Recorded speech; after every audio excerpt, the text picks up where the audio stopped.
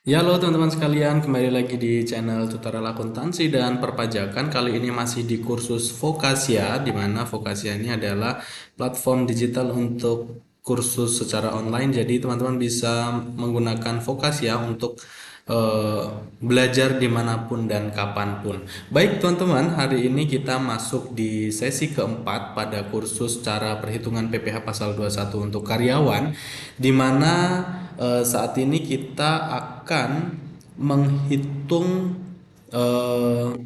PPh pasal 21 atau menghitung pajak terhutang untuk karyawan yang bekerja dan statusnya menikah, ya seperti itu. Jadi kembali lagi untuk contoh, saya masih menggunakan studi kasus yang sama.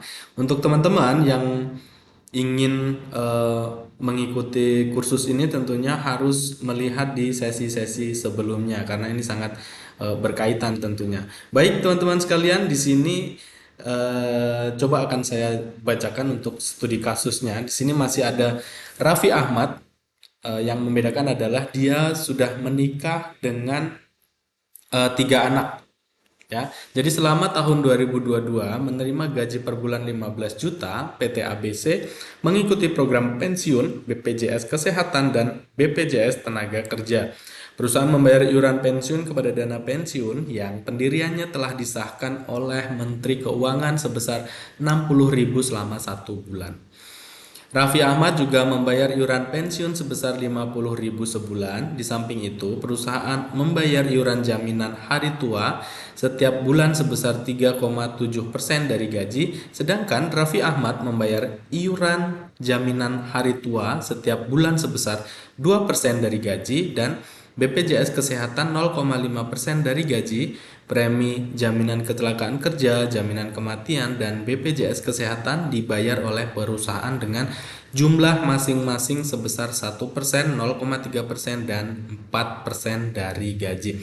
Intinya soal atau studi kasus ini masih sama. Nah, untuk yang sesi keempat ini, yang membedakan adalah si Raffi Ahmad ini menikah dengan tiga anak.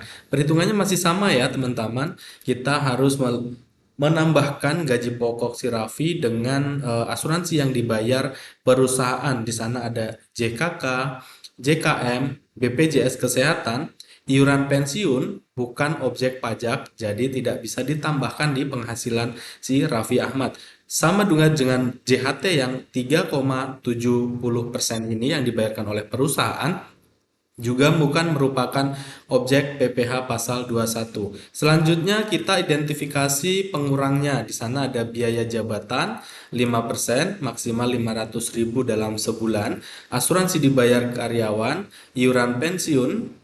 Asuransi dibayar karyawan diantaranya ada iuran pensiun, iuran JHT, kemudian untuk BPJS Kesehatan yang sebesar 0,5% tidak bisa menjadi pengurang atas penghasilan si Raffi. Di sini sesuai ketentuan ya, bukan pengurang. Sehingga total pengurangnya sebesar 850.000 dan penghasilan neto sebulan 14.945 juta rupiah. 14.945.000 rupiah. Penghasilan neto setahun maka dikalikan dengan 12 sehingga didapat angka 179.340.000 rupiah. Setelah itu kita identifikasi untuk PTKP setahun si Raffi, wajib pajak sendiri 54 juta. Menikah kita tambahkan dengan tambahan sebesar 4.500.000 rupiah. Nah, di sini ada tambahan tiga tanggungan atau tiga anak. Si Raffi ternyata punya tiga anak. Oke, kita masukkan tiga anak. Per anaknya berapa? 4.500.000 rupiah. Sehingga total untuk tiga anak adalah sebesar 13.500.000 rupiah. Maka PTKP setahun si Raffi sebesar 72.000 rupiah. Nah, angka 72.000 inilah yang akan kita gunakan sebagai pengurang atas penghasilan neto setahun si Raffi Ahmad. Tarif pajaknya bagaimana? Nah, tarifnya masih sama, selalu sama. Pertama kita masukkan di layer pertama sebesar 60 juta rupiah. Layer pertama Raffi harus bayar 3 juta, layer kedua berarti 107 ini kita kurang dengan 60. Nah, untuk di layer kedua penghasilan kena pajaknya 34.730 sehingga pajak yang harus dibayar Raffi 7.101.000 rupiah.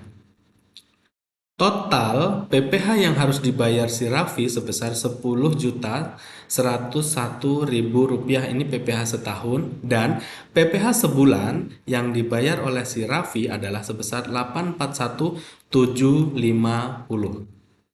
Baik, teman-teman sekalian, ini rangkaian dari materi-materi sebelumnya.